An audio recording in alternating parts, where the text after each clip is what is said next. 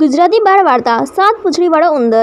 મિત્રો, આજે અમે તમને જે વાર્તા સંભળાવી રહ્યા છીએ તેમાંથી તમને એક પાઠ બનવા મળશે કે ક્યારેય કોઈના ચીડવવાથી કે ખીજવવાથી ગુસ્સે ન થવું, કે ગુસ્સામાં ક્યારેય કોઈ ઊંધું છતું કામ ન કરવું। કારણ કે જે લોકો ચીડાય છે તેમને લોકો ગમે તેવી હાલતમાં ચીડવતા જ રહે છે, અને જે લોકો બધા લોકોની આવી વાતોથી અવગણીને આગળ વધે છે તેઓ જીવનમાં ક્યારેય પાછળ રહેતા નથી, કારણ કે તેઓ મુસીબતોથી લડતા શીખી જાય છે।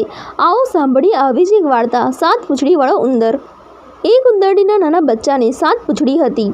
ઉંદરડી તેનું બહુ જતન કરતી હતી। એ સાત પૂંછડીયો ઉંદર થોડો મોટો થયો એટલે તેની માએ તેને નિશાળે ભણવા મોકલ્યો।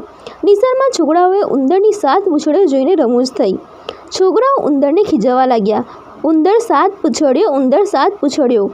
છોકરાઓના મોઢે આવું સાંભળી ઉંદર રડતો રડતો ઘરે આવ્યો। ઉંદરડીએ પૂછ્યું, બેટા રડે છે કેમ? ઉંદર કહે, માં, નિશાળમાં મને છોકરાઓ સાત પૂંછડીઓ કહીને ખીજવે છે। ઉંદરડી કહે, બેટા એમાં રડવાનું ન હોય, જા વાળંદ પાસે જા, એક પૂંછડી કપાવી આવ। માની વાત સાંભળીને ઉંદર વાળંદની પાસે એક પૂંછડી કપાવી આવ્યો। ઉંદર બીજે દિવસે નિશાળ ગયો। છોકરાઓ બરાબર પૂંછડીઓ ગણી પાછા ખીજવવા લાગ્યા, ઉંદર છ પૂંછડીઓ, ઉંદર છ પૂંછડીઓ। ઉંદર નિશાળમાંથી ભાગ્યો અને ઘેર આવીને માને કહે, માં, મને તો હજુ છોકરાઓ ઉંદર છ પૂંછડીઓ કહીને ખીજવે છે। માં કહે, કંઈ વાંધો નહીં, જા એક પૂંછડી કપાવી આવ। ઉંદર વળી પાછો એક પૂંછડી કપાવી આવ્યો। આમ ઉંદર દરરોજ એક પૂંછડી કપાવે, એમ કરતાં કરતાં ઉંદરને એક જ પૂંછડી રહી। તો પણ નિશાળમાં બધા છોકરાઓએ ઉંદરને ખીજવ્યો, ઉંદર એક પૂંછડીયો, ઉંદર એક પૂંછડીયો। છોકરાઓથી કંટાળીને ઉંદર ઘરે આવી માને પૂછ્યા વિના બાકીની છેલ્લી પૂંછડી પણ જાતે જ કાપી નાખી।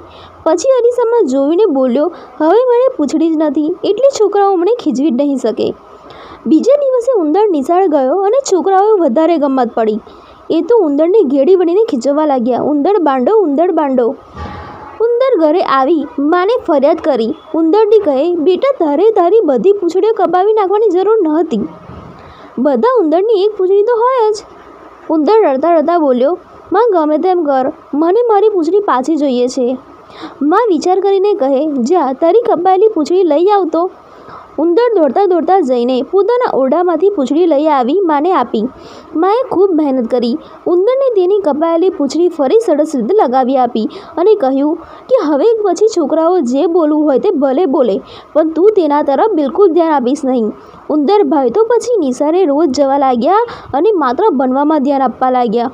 છોકરાઓએ થોડા દિવસ સુધી ઉંદરને ખીજવવાની કોશિશ કરી જોઈ, પણ ઉંદરે તો તેમના તરફ ધ્યાન જ આપ્યું નહીં, એટલે તેમને પણ ઉંદરને હેરાન કરવાનું છોડી દીધું। પછી ઉંદરભાઈ તો ખૂબ ભણી ગણીને પહેલા નંબરે પાસ થઈ ગયા અને બધા છોકરાઓ કરતાં આગળ નીકળી ગયા।